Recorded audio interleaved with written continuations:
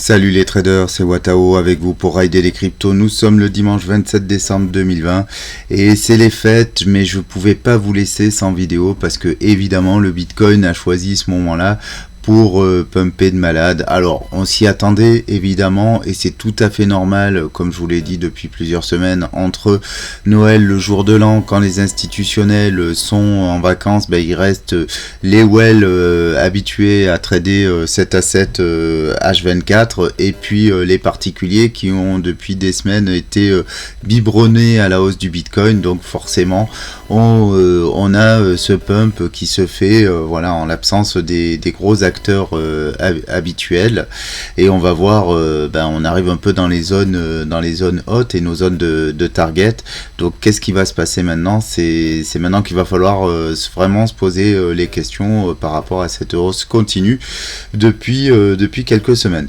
On va pas s'attarder sur le Renko parce qu'aujourd'hui le Renko il nous apprend plus grand chose, si ce n'est que on va pouvoir ici placer des zones de support si jamais on a un pullback, voilà, très clean.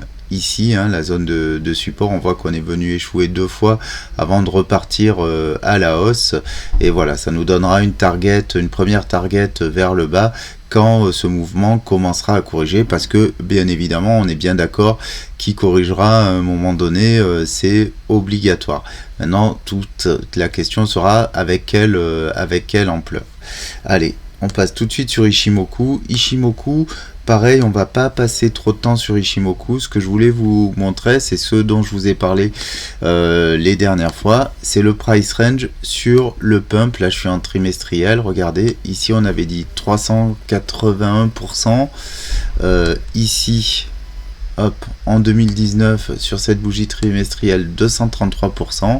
Et je vous disais, quand regardez cette bougie-là, je vous disais, on a du potentiel. On était à 100%. Regardez, maintenant, on est à 167%. Est-ce que ça veut dire que c'est terminé? Pas forcément. Néanmoins, fin d'année, c'est là qu'il va falloir se méfier. Ici, on faisait 40% de moins. Là, on fait aussi environ 40% de moins. Et c'est normal puisqu'on part de prix de plus en plus haut.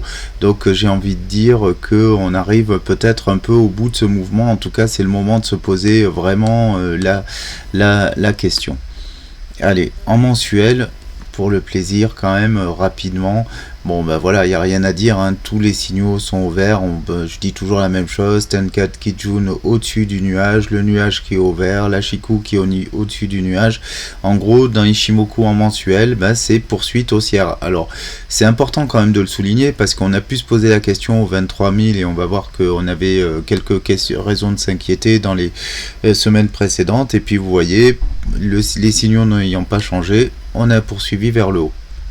Voilà, si on regarde en weekly, on a exactement l'illustration de ça avec ces deux bougies rouges on va dire de doute, et puis derrière ça continue, ça poursuit vers le haut. Tous les signaux en weekly, en hebdomadaire restent totalement positifs, et en daily, vous voyez, c'est pareil, zone de doute ici, on avait ce petit triangle, on est passé au-dessus, on est revenu ici tester la Tenkan, et puis on poursuit vers le haut. Encore une fois, là, en daily, on n'a aucun signal qui préjuge d'un retour vers le bas.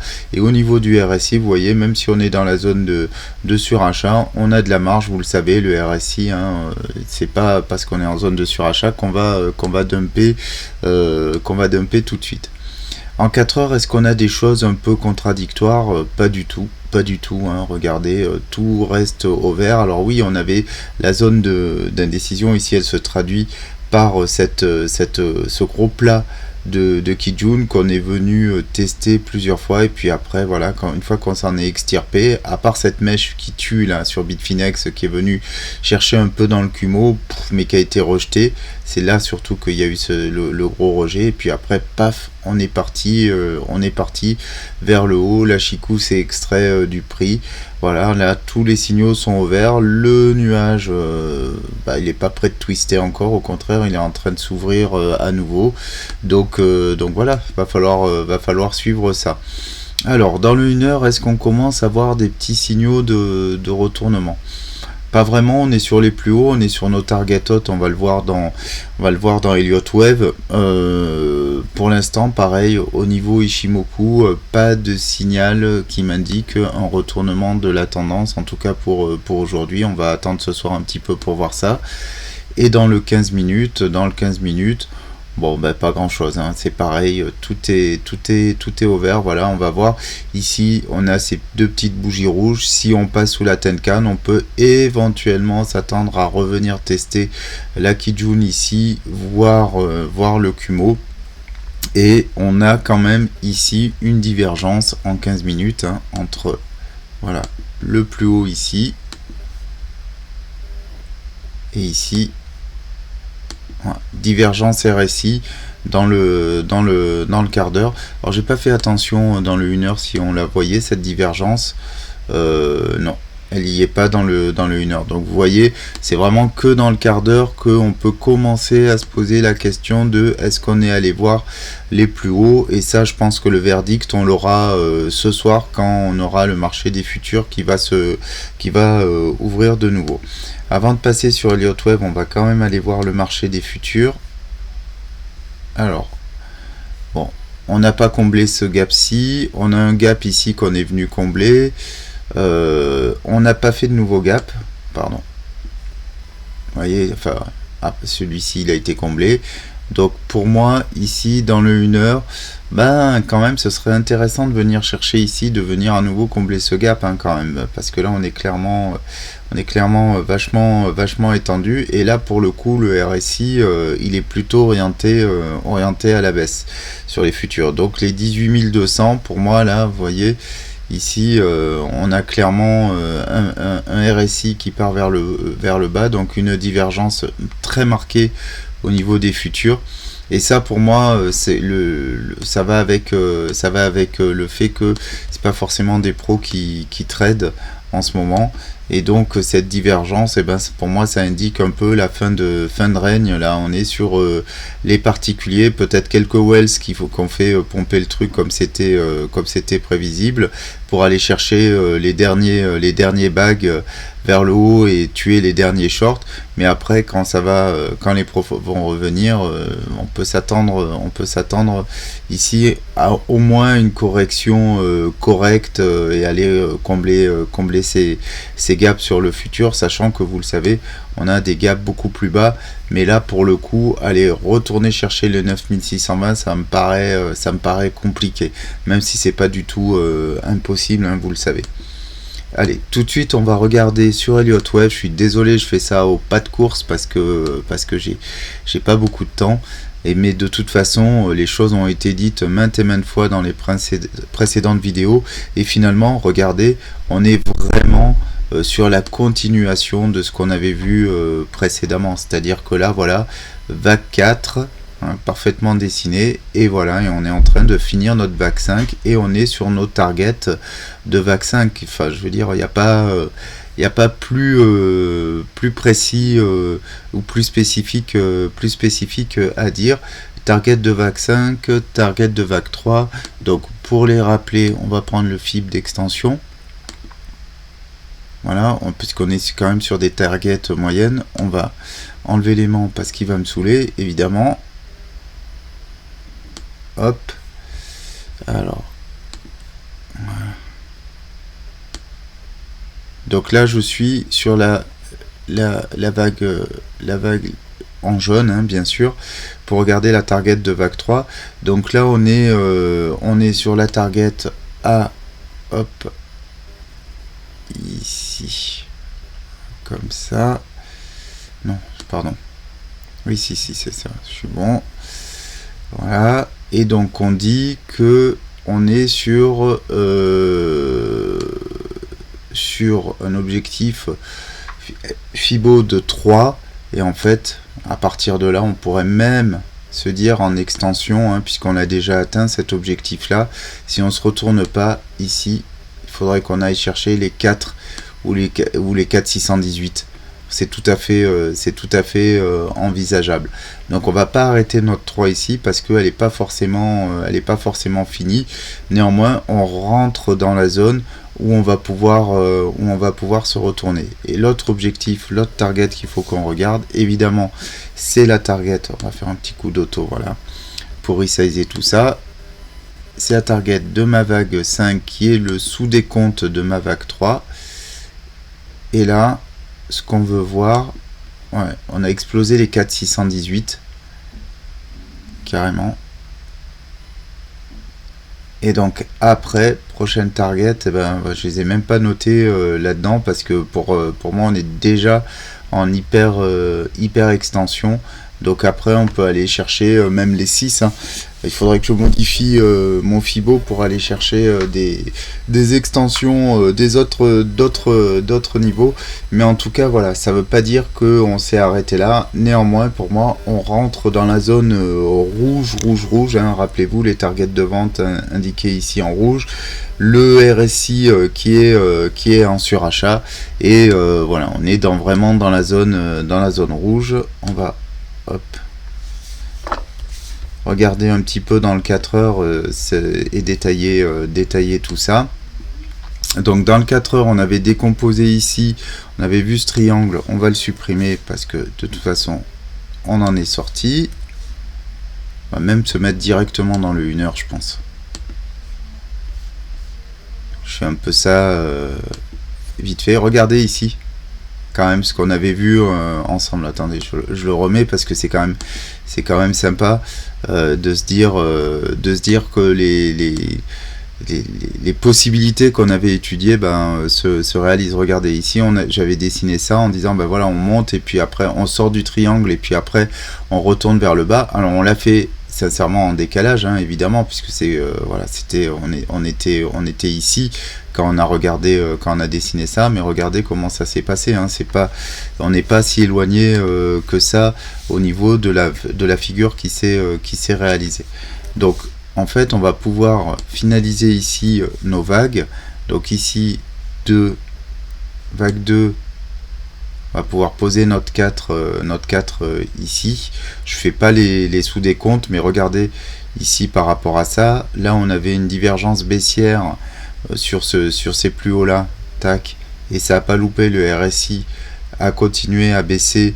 Et on a bien fait une ABC. Alors, il faudrait que je la précise. Je vais juste la poser grossièrement, hein. Il faudrait refaire le décompte, mais on va avoir quelque chose à mon avis soit comme ça, soit comme ça.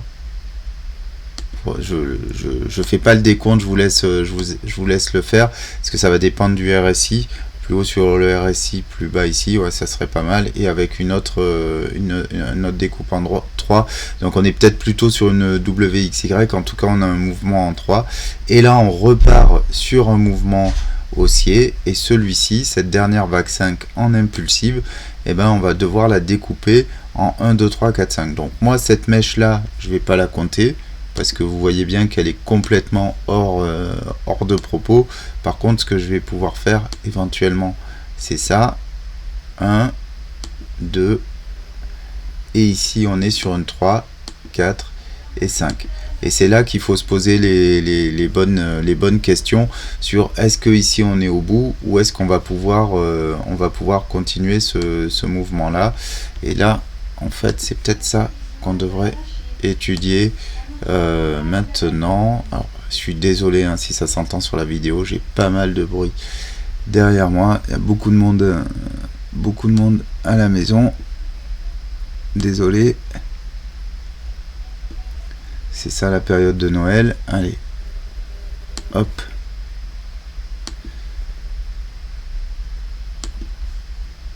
vague 2, j'ai pas regardé la vague 2 où est-ce qu'elle allait, mais on va le regarder après, on va le préciser quand même. Donc vous voyez, j'ai posé pile poil ça sur les 3,618 sans faire exprès. Donc sur cette 3, on a défoncé les 100, on a stagné au niveau des 100, 161,8 aussi, on a eu un petit mouvement, mais une petite hésitation, paf, et puis là on est entre deux. Donc on devrait aller quand même voir les 3,618, hein, ça m'étonnerait pas qu'on aille les voir dans la journée, et pourquoi pas directement plus haut, mais je m'attends plutôt à un petit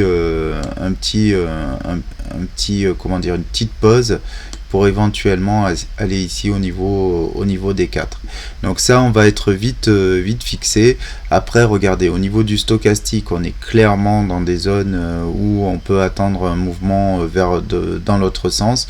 Au niveau RSI, on est dans la zone de surachat, mais dans le 1 heure, comme on l'a vu sur Ichimoku, on n'a toujours pas de divergence. C'est pour ça que je pense que le mouvement n'est pas forcément terminé à ce stade-là. Alors on commence à avoir une petite divergence ici, mais comme on l'a vu, on va l'avoir plutôt en quart d'heure ici. Voilà, entre ce plus haut et ce plus haut, effectivement, il commence même là, entre là et là plutôt, parce que c'est plus visible, mais on le retrouve plus petit. On a ces divergences là qui incitent à la prudence. Néanmoins, on peut pas considérer à ce stade que le mouvement soit terminé. Donc voilà les traders, je suis désolé, c'est un peu expéditif, mais je pouvais pas ne pas remarquer ce bull run, ce cadeau de Noël que nous fait le Bitcoin, mais j'ai envie de dire un peu comme on a eu en 2017 pour Noël. On avait eu un petit pump, mais attention, voilà, on arrive dans la zone vraiment où le marché peut se retourner, où les bénéfices peuvent se prendre. La question, c'est est-ce que ça va être là entre Noël, le jour de l'an, ou est-ce que le rallye va se poursuivre jusqu'au début de l'année prochaine, retour des institutionnels qui vont aller chercher très largement leurs bénéfices, et puis avec une grosse période de range. J'ai envie de dire, on regardera ça, je prendrai le temps de faire une vidéo plus prospective et plus détaillée la semaine prochaine, mais on peut d'ores et déjà se dire que éventuellement on pourrait avoir, on va dire, un début d'année prochaine avec un range pour consolider tous ces gains qui auront été pris, et puis parce qu'on voit que sincèrement on est vraiment dans une zone de surachat, y compris en daily. Et si je me mets en weekly de ce point de vue là, voilà, si on se met en weekly ici par rapport aux grandes targets qu'on avait, on n'a pas fini cette vague 3 en une, donc pourquoi pas aller ici aux 35 000, chercher vraiment des nouveaux plus hauts. Regardez ici, on est à peine en train de casser donc on a fini, il n'y a plus de divergence baissière, on est vraiment sur un mouvement de croissance long terme, hein. Donc long terme, ça veut dire que ici, si je prends cette vague bleue, vous le savez, les targets, elles sont complètement folles, hein. Ça peut être dans les 75 000, les 100 000 dollars. Je préfère même pas en parler parce que ça fait trop, c'est trop fou. Donc ça, on peut le supprimer. Ouais, ça je le garde. Ça laisse un reminder. Donc voilà où est-ce qu'on en est. Une bonne correction ici, une bonne 24 en jaune n'est toujours pas exclue. Venir combler les gaps ici, ça ferait tout à fait sens avant vraiment de repartir sur cette vague 5 et de terminer cette vague 3 ici en blanc, etc. Donc vous voyez, on est dans des prix. Qu'est-ce que ça nous dit aussi? Ça nous dit aussi que le Bitcoin risque de vraiment pas pouvoir revenir dans les 20 000 dollars avant un petit moment. Bon, après on peut avoir un crash. On l'a connu l'année dernière en mars. On ne sait pas comment ça va se passer, mais en tout cas cette perspective s'éloigne avec le temps. Voilà, avec ce bull run, ces belles impulsives paraboliques.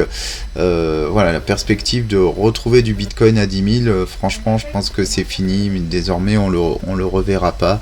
On est parti sur quelque chose de, voilà, le seuil, ce sera les 20 000. Donc vous saurez où placer vos achats les prochaines fois. Après 20 000, si on vise les 100 000, vous voyez qu'on fait quand même du x5. Donc il n'y a pas de souci avec ça. En trading, c'est pas les prix dans l'absolu qui comptent, c'est les niveaux et les gains potentiels. Voilà les traders, je vous souhaite à nouveau de très bonnes fêtes, soyez prudents, et puis je vous dis à la semaine prochaine, ciao.